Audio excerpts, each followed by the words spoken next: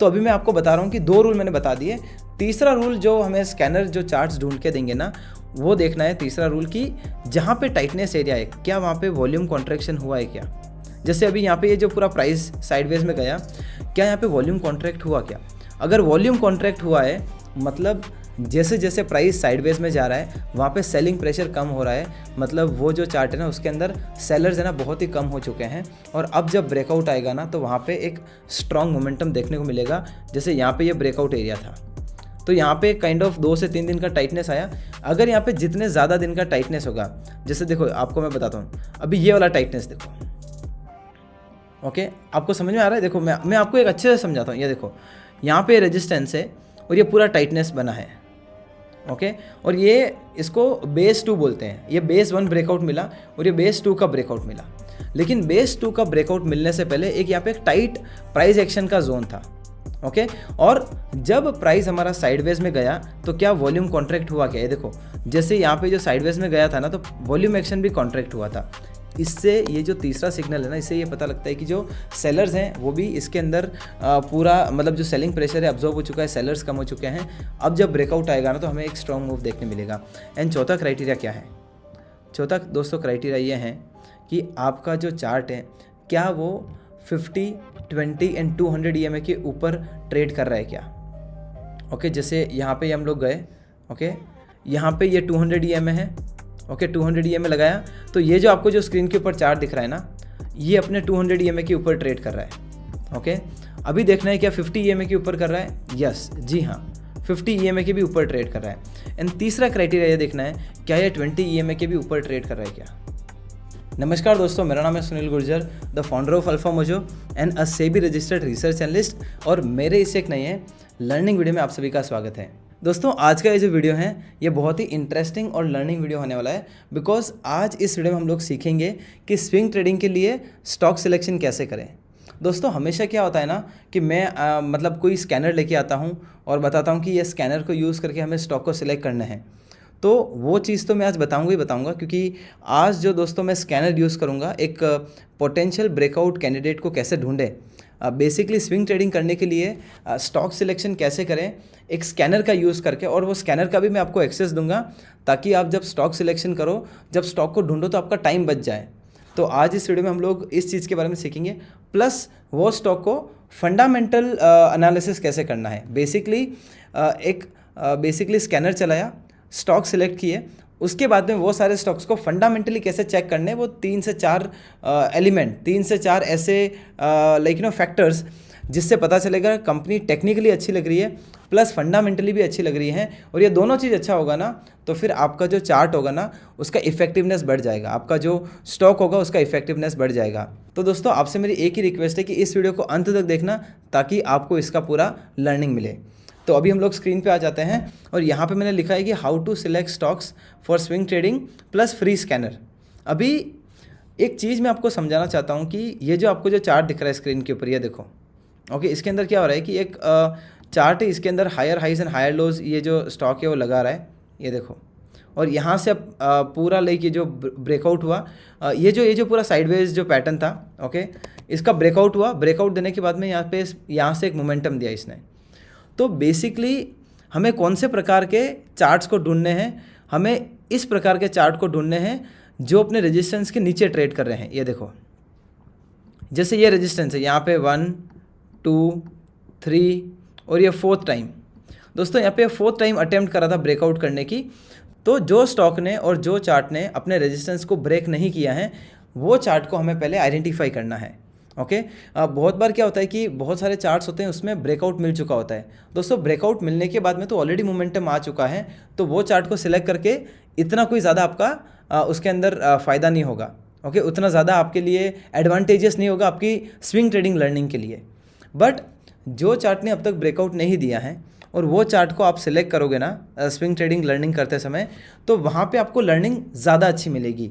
तो हमें कौन से स्टॉक सेलेक्ट करने हैं, आपको मैंने बता दिया रूल कि वो चार्ट को हमें ढूंढने हैं जो अपने रेजिस्टेंस के नीचे होवर कर रहे हैं और रेजिस्टेंस के जस्ट नीचे ट्रेड कर रहे हैं। और तो बेसिकली ये सबसे पहला क्राइटेरिया है। ओके दूसरा क्राइटेरिया क्या है ना, दूसरा क्राइटेरिया क्या है कि वो चार्ट को हमें सिलेक्ट करना है जहाँ पे रेजिस्टेंस के नीचे तो ट्रेड कर रहा है, जैसे ये रेजिस्टेंस है, ओके। यहाँ पे एक टाइटनेस का भी एक्शन हो, अगर टाइटनेस का एक्शन होगा ना तो उससे एक सिग्नल ये पता चलेगा कि वहाँ पे जो वीक हैंड्स है वो निकल चुके हैं और जो सेलिंग प्रेशर है वो भी ख़त्म हो चुका है। और अब अगर यहाँ से ब्रेकआउट आएगा ना तो एक अच्छा मोमेंटम देखने को मिल सकता है।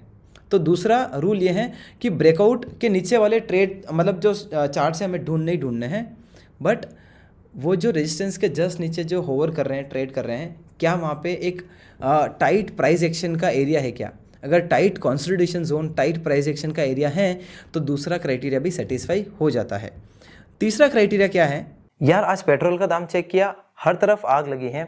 मिडल ईस्ट में टेंशन और स्ट्रेट ऑफ हॉर्मुज़ में ब्लॉक होने की वजह से क्रूड ऑयल $109 पर आ गया है। बट हॉनेस्टली जहां बाकी दुनिया टेंशन में है, स्मार्ट ट्रेडर्स मुद्रेक्स यूज करके इस उतार चढ़ाव से प्रॉफिट निकाल रहे हैं। और चलो बताता हूं दोस्तों ये हो कैसे रहा है। देखो, पुराना कमोडिटी ट्रेडिंग का तरीका बड़ा हेडेक वाला होता था। मार्केट कब बंद होगा, कॉन्ट्रैक्ट कब एक्सपायरी होगी, ऊपर से इतनी ब्रोकरेज। बट मुद्रेक्स पर सीन दोस्तों अलग है। कैसे? यहाँ आप टोकनाइज क्रूड ऑयल में ट्रेड करते हो, इसका मतलब ना एक्सपायरी का टेंशन, ना मार्केट बंद होने का इंतजार। संडे हो या मंडे 24/7 ट्रेडिंग आपकी चालू है। अब सबसे क्रेजी पार्ट क्या है पता है दोस्तों? 50x leverage. मतलब अगर आपकी पॉकेट में सिर्फ 1000 रुपए हैं तब भी आप 50,000 की वैल्यू का ऑयल ट्रेड कर सकते हो और प्रॉफिट चांस बड़ा है यहाँ पे। बट ध्यान रखना रिस्क भी उतना ही होता है, इसीलिए हमेशा दिमाग से खेलना। स्टार्ट करना सुपर सिंपल है। कैसे? डायरेक्ट यूपीआई से डिपॉजिट, डॉलर का कोई चक्कर नहीं है, सीधा INR ऐड करो, सर्च CLUSDT, फ्यूचर टैब में जाओ और CLUSDT सर्च करो और ये सीधा आपको ग्लोबल ऑयल प्राइसेस को ट्रैक करता हुआ दिखाता है। And take your positions. अगर आपको दोस्तों लगता है ना कि प्राइस बढ़ेगा तो बाय करो, और अगर लगता है कि गिरेगा तो सेल। सेफ्टी फर्स्ट, अपना स्टॉप लॉस लगाना मत भूलना ताकि स्टॉप लॉस हमेशा कंट्रोल में रहे। तो अब सिर्फ न्यूज देख के परेशान मत हो, मार्केट की मोमेंटम का फायदा उठाइए दोस्तों। ग्लोबल मार्केट अब आपकी पॉकेट में है। मुद्रेक्स ऐप ट्राई करो, लिंक मेरे बायो में है। Happy trading. Okay, by the वे अभी मैं ना आपको पूरा समझा रहा हूँ कि हमारे जो स्कैनर हैं कौन से प्रकार के चार्ट्स को ढूंढ के देंगे। लेकिन अगर मैं आपको वीडियो चालू करते ही स्कैनर दे दूंगा तो आपको समझ में कैसे आएगा कि जो समझो कि उसके अंदर 50 चार्ट्स आए तो कौन से चार्ट आपको सिलेक्ट करने हैं स्विंग ट्रेडिंग के लिए। तो अभी मैं आपको बता रहा हूँ कि 2 रूल मैंने बता दिए। तीसरा रूल जो हमें स्कैनर जो चार्ट्स ढूंढ के देंगे ना, वो देखना है तीसरा रूल कि जहाँ पे टाइटनेस एरिया है क्या वहाँ पे वॉल्यूम कॉन्ट्रैक्शन हुआ है क्या। जैसे अभी यहाँ पे ये जो पूरा प्राइस साइडवेज में गया, क्या यहाँ पे वॉल्यूम कॉन्ट्रैक्ट हुआ क्या?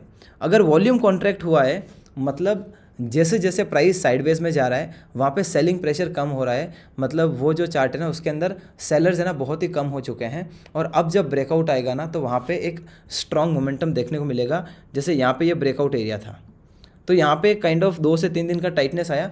अगर यहाँ पे जितने ज़्यादा दिन का टाइटनेस होगा, जैसे देखो आपको मैं बताता हूँ, अभी ये वाला टाइटनेस देखो, ओके आपको समझ में आ रहा है? देखो मैं आपको एक अच्छे से समझाता हूँ। ये देखो यहाँ पे रेजिस्टेंस है और ये पूरा टाइटनेस बना है, ओके और ये इसको बेस 2 बोलते हैं। ये बेस 1 ब्रेकआउट मिला और ये बेस 2 का ब्रेकआउट मिला। लेकिन बेस 2 का ब्रेकआउट मिलने से पहले एक यहाँ पे एक टाइट प्राइस एक्शन का जोन था, ओके और जब प्राइस हमारा साइडवेज में गया तो क्या वॉल्यूम कॉन्ट्रैक्ट हुआ क्या? ये देखो जैसे यहाँ पे जो साइडवेज में गया था ना तो वॉल्यूम एक्शन भी कॉन्ट्रैक्ट हुआ था। इससे ये जो तीसरा सिग्नल है ना, इससे ये पता लगता है कि जो सेलर्स हैं वो भी इसके अंदर पूरा मतलब जो सेलिंग प्रेशर है अब्जॉर्ब हो चुका है, सेलर्स कम हो चुके हैं। अब जब ब्रेकआउट आएगा ना तो हमें एक स्ट्रॉन्ग मूव देखने मिलेगा। एंड चौथा क्राइटेरिया क्या है?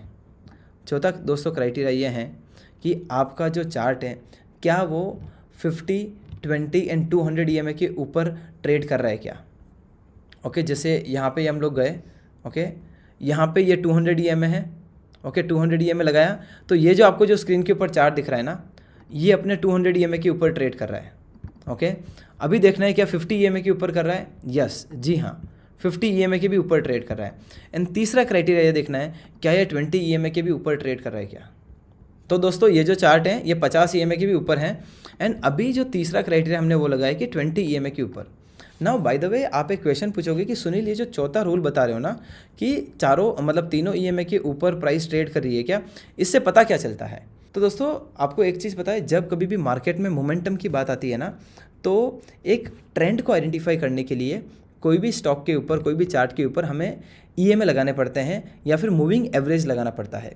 मूविंग एवरेज क्या करता है ना, प्राइस को स्मूदन आउट करके बताता है कि जो स्टॉक का जो प्राइस है, अगर 200 ईएमए लगाया है तो क्या वो 200 ईएमए की एवरेज की प्राइस के ऊपर ट्रेड कर रहा है क्या। अगर 20 ईएमए है और 20 ईएमए के प्राइस ऊपर ट्रेड कर रहा है, मतलब पिछले 20 दिन का जो सिंपल मूविंग एवरेज है, बेसिकली जो एवरेज प्राइस है 20 दिन का, क्या प्राइस उसके ऊपर ट्रेड कर रहा है क्या। तो आपको समझ में आ गया होगा कि अगर कोई भी चार्ट 20, 50 और 200 ईएमए के ऊपर ट्रेड कर रहा है, मतलब पिछले 20, 50 और 200 का जो एवरेज निकलेगा कैलकुलेशन के बाद में, उसके ऊपर प्राइस ट्रेड कर रहा है, मतलब वो एक स्ट्रॉन्ग मोमेंटम में है और वो एक स्ट्रॉन्ग ट्रेंड में है। ओके, ये चौथा क्राइटेरिया। पांचवा क्राइटेरिया क्या है दोस्तों, कि जब भी आपका जो ब्रेकआउट होता है, ओके, जब भी ब्रेकआउट होता है, क्या हमें वॉल्यूम एक्शन देखने को मिल रहा है क्या स्ट्रॉन्ग, जैसे यहाँ पे वॉल्यूम एक्शन देखने को मिला। और छठा क्राइटेरिया ये है कि उसके जो फंडामेंटल्स हैं क्या वो सही लग रहे हैं क्या। तो अभी यही चार्ट का एग्जांपल ले लेते हैं हम लोग, ओके। और ये चार्ट का एग्जांपल बता के फिर मैं आपको वो सारे स्कैनर्स के ऊपर लेके चलता हूँ, मतलब जो एक स्कैनर है उसके ऊपर लेके चलता हूँ और वो स्कैनर को कैसे यूज़ करना है। तो दोस्तों ये जो फंडामेंटल फैक्टर है 6th, ओके, इसके ऊपर देखना है कि 3 से 4 क्राइटेरिया फंडामेंटल्स के अच्छे लग रहे हैं क्या चार्ट्स के। एंड अभी ये फंडामेंटल बताने के बाद में मैं वो स्कैनर के ऊपर लेके जाऊंगा जिसे हम यूज़ करके सारे स्टॉक्स का फिल्ट्रेशन करेंगे और वहाँ से सारे स्टॉक्स को वीड आउट करेंगे, सिलेक्ट करेंगे एंड देन फिर वो सारे स्टॉक्स को फंडामेंटली देखेंगे कि अच्छे लग रहे हैं क्या, एंड बाद में हम लोग फाइनल डिसीजन लेंगे। तो समझो कि ये वाला एक चार्ट है, ओके, समझो कि ये वाला एक चार्ट है Mangalam world wide, okay. By the way मैंने यही लगा के रखा क्योंकि इसके फंडामेंटल्स चेक कर रहा था। तो मंगलम वर्ल्ड वाइड को हमें कॉपी करना है, ये जो धन का जो ये जो लोगो दिख रहा है उसके पास में ये जो मंगल लिखा हुआ है यहाँ से कॉपी करेंगे एंड सीधा आ जाएंगे screener.in पे। अभी यहाँ पे आने के बाद में सर्च फॉर द कंपनी के ऊपर जाके पेस्ट करेंगे तो मंगलम वर्ल्ड वाइड आया, इसके ऊपर क्लिक किया तो इस प्रकार की स्क्रीन आपके सामने दिखेगी। अभी मोटा मोटी मैं आपको 1-2 मिनट में समझा देता हूँ कि फंडामेंटल क्यों देखने होते हैं। दोस्तों कभी भी एक कोई भी स्विंग ट्रेडिंग के लिए स्टॉक सेलेक्ट कर रहे हो ना, तो अगर उसकी जो नींव है, बेसिकली उसके जो फाउंडेशन है, अगर फाउंडेशन स्ट्रांग है ना, तो आपको जो लॉन्ग टर्म में जो मोमेंटम देगा वो आपको अच्छा देखने मिलेगा। तो कोई भी स्विंग ट्रेडिंग का चार्ट अगर बेसिकली प्राइस एक्शन पे अच्छा लग रहा है तो शायद वो शॉर्ट टर्म मोमेंटम उसका स्ट्रांग हो, लेकिन अगर आपको लंबी अवधि में कोई भी चार्ट का मोमेंटम स्ट्रांग चाहिए ना, तो उसके फंडामेंटल सही होने चाहिए। तो ये जो कंपनी है, ये इसका मार्केट कैप तकरीबन 1100 करोड़ का है, तो छोटी कंपनी है, मिड कैप, इसको बोलेंगे स्मॉल कैप कंपनी, ओके। और जो स्टॉक का जो पी है वो 22 का है, तो पी भी इतना एक्सपेंसिव नहीं है। और ये पी को कंपेयर करना है इसके इंडस्ट्री पी से, और रिटर्न ऑन कैपिटल एम्प्लॉयड भी अच्छा है। अभी ये जो डेट टू इक्विटी है ना, ये कभी भी मैं देखता हूँ 0.5 के नीचे। अगर डेट टू इक्विटी 0.5 के नीचे हैं तो बहुत ही अच्छा सिग्नल है, क्योंकि कंपनी के ऊपर थोड़ा बहुत कर्जा है, लेकिन कंपनी के ऊपर इतना भी ज़्यादा कर्जा नहीं है। कंपनी ने जो कर्जा लिया है वो ग्रो करने के लिए लिया है। एंड सबसे अच्छी बात इसमें क्या लगी पता है, मंगलम वर्ल्ड वाइड में इसने जो कर्जा लेके रखा है ना 0.79%, मतलब डेट टू इक्विटी कंपनी के ऊपर जो डेट है वो है ना, कंपनी वापस अच्छी तरीके से यूज़ कर रहा है अपने बिजनेस के लिए। क्यों? क्योंकि इसका जो सेल्स ग्रोथ है 5 साल का वो तकरीबन 32% का है। मतलब हर साल कंपनी जो माल बेच रही है, कंपनी जो प्रोडक्ट बेच रही है, ओके, वो 32% से ग्रो कर रहा है। ओके, उसको देखने के लिए P&L में आएंगे और यहाँ पे सेल्स का आप नंबर्स देखो। 2021 में 300 करोड़ का धंधा, 2022 में 500 करोड़, 23 में 644, 24 में 818, मार्च 2025 में 1000 करोड़ का, और मार्च 2026 में 1200 करोड़ का। अब ये जो आपको जो बढ़ोतरी देखने मिल रही है, ये अपने आप में एक टेस्टामेंट है कंपनी की टूवर्ड्स, कि कंपनी है ना, ये जो कर्जा लिया है या फिर कंपनी का जो बिजनेस मॉडल है काफ़ी अच्छा कर रहा है, कंपनी अच्छा प्रोडक्ट बेच रही है, जिसके कारण इसका जो नेट प्रॉफिट है वो भी बढ़ते क्रम में दिख रहा है। 3 करोड़, 12 करोड़, 18 करोड़, 23 करोड़, 30 करोड़ एंड 50 करोड़। तो टेक्निकली तो अच्छी लग रही थी, बट फंडामेंटली भी ये कंपनी अच्छी लग रही है। तो इस प्रकार के जो मैंने आपको फैक्टर्स बताए, फंडामेंटल फैक्टर्स, सेल्स ग्रोथ देखना है, डेट टू इक्विटी देखना है, रिटर्न ऑन कैपिटल एम्प्लॉयड देखना है, ROE देखना है, कंपनी का PE देखना है, और बाद में देखना है कि कंपनी के जो इन्वेस्टर्स हैं क्या उन्होंने अच्छी होल्डिंग रखी है क्या, और जो प्रमोटर हैं वो अभी भी ये कंपनी का 66.50% होल्ड करते हैं। एंड प्रमोटर ने इनफैक्ट 2023 के बाद में अपनी जो होल्डिंग है उसको बढ़ाया है फ्रॉम 63.97 टू 66, मतलब तकरीबन कंपनी के प्रमोटर्स ने 2024 और 23 के बीच में 2% स्टेक बढ़ाया। ओके, बाद में 1% स्टेक बढ़ाया एंड अभी वापस थोड़ा सा 1% कम हुआ है। मोटा मोटी दोस्तों कंपनी के प्रमोटर्स ने स्टेक बढ़ाया है, मतलब उनको अपने धंधे के ऊपर भरोसा है कि उनका बिजनेस अच्छा करने वाला है, इसीलिए अपना जो स्टॉक है मार्केट से ख़रीदा है और अपनी इक्विटी को इंक्रीज़ किया है। तो ये दोस्तों मैंने आपको फंडामेंटल फैक्टर्स को कैसे देखना है, फंडामेंटल एनालिसिस कैसे करना है चार्ट्स को सेलेक्ट करने के बाद में, ये मैंने आपको बताया।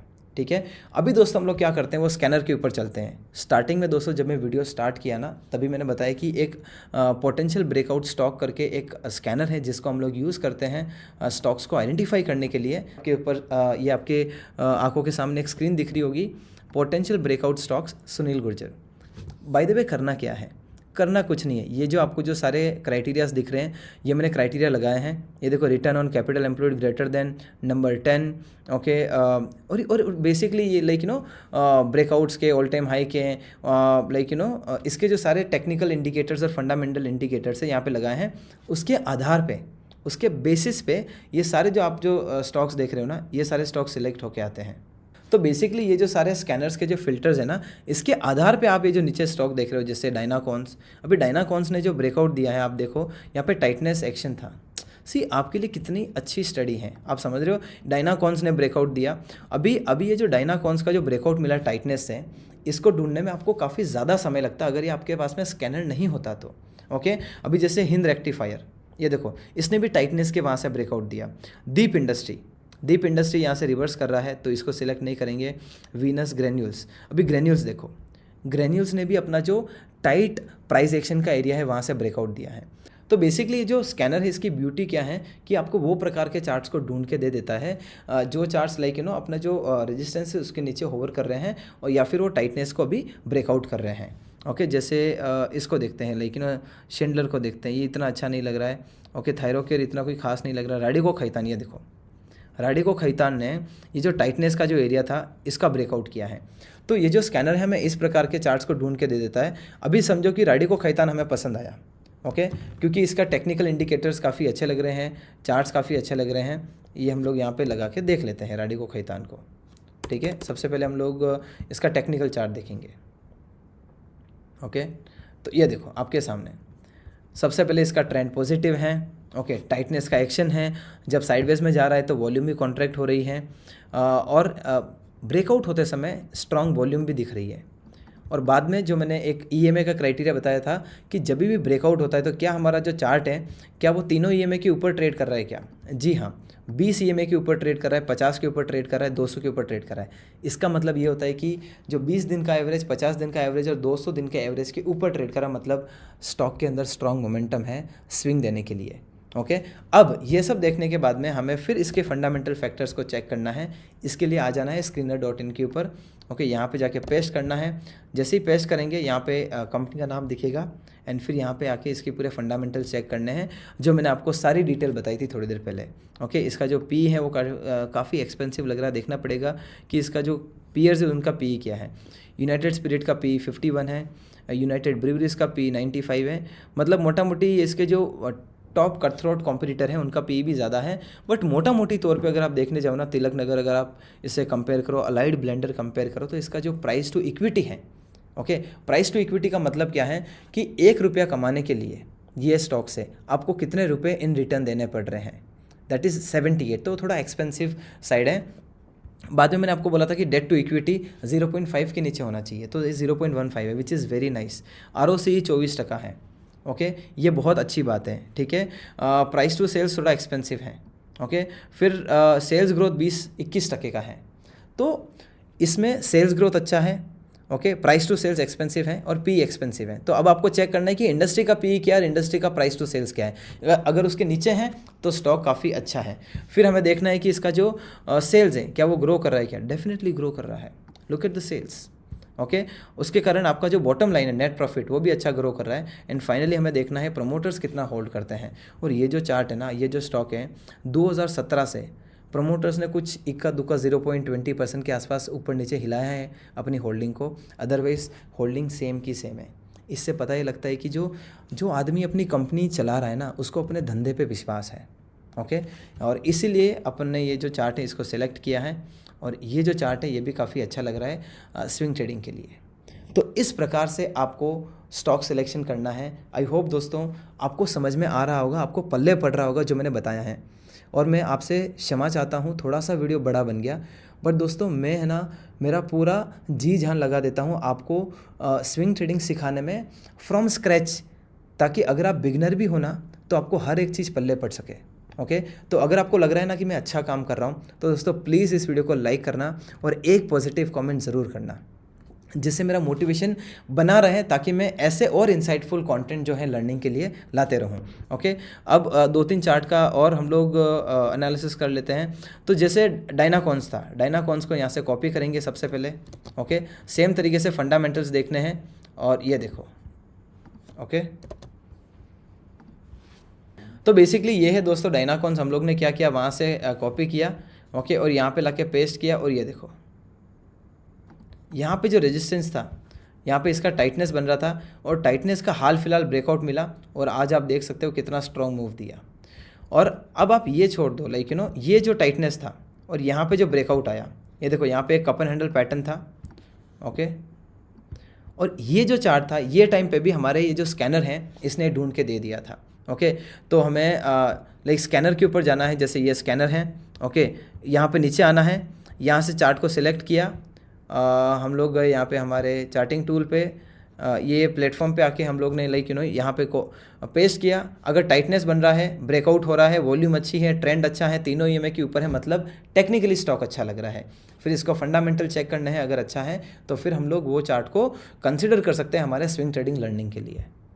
ओके, तो आई होप दोस्तों आपको समझ में आया होगा कैसे आपको स्टॉक सिलेक्शन करना है। ओके, ये देखो यहाँ पे भी ये टाइटनेस एरिया था, और यहाँ पे भी सारे क्राइटेरिया को फुलफिल करना है। तो इस वापस चार्ट को हमें फंडामेंटल्स देखने हैं, और अगर आप 50 चार्ट देखते हो ना, उसमें से जो 2 से 3 चार्ट बेस्ट लग रहे हैं ना, फिर आपको उनको रिव्यू पे रखना है, आपको वॉच लिस्ट पे रखना है, और देखना है कि क्या वो फ्यूचर में ब्रेकआउट दे रहे क्या, और देते हैं तो फिर आपको रिव्यू करना है।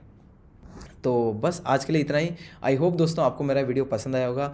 अगर आपको लगता है कि मैंने अच्छा काम किया, आपको समझ में आया, तो इस वीडियो को लाइक करना और एक पॉजिटिव कमेंट ज़रूर करना।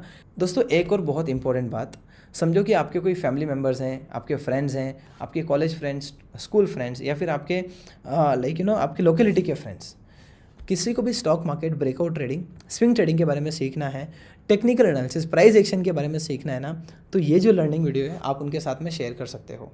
ओके, क्योंकि उनका भी जो लर्निंग है वो बढ़ेगा। एंड अगर आप हमारे इस चैनल को आज फर्स्ट टाइम हमारा वीडियो देख रहे हो, या फिर काफ़ी लंबे समय से वीडियो देख रहे हो, और आपने अभी तक इस चैनल को सब्सक्राइब नहीं किया है, तो दोस्तों आप है ना गलत कर रहे हो मेरे साथ में। आपको पता है मैं आपके लिए फ्री में कंटेंट बना रहा हूँ, आपसे मैं कुछ यहाँ पे चार्ज भी नहीं कर रहा हूँ, ये मैंने आपको फ्री में लर्निंग दिया है, इतना तो बनता है ना दोस्तों। तो चैनल को सब्सक्राइब करना मत भूलना। तो बस आज के लिए बस इतना ही, मैं मिलता हूँ मेरे नेक्स्ट वीडियो में। Till then thank you so much and bye bye.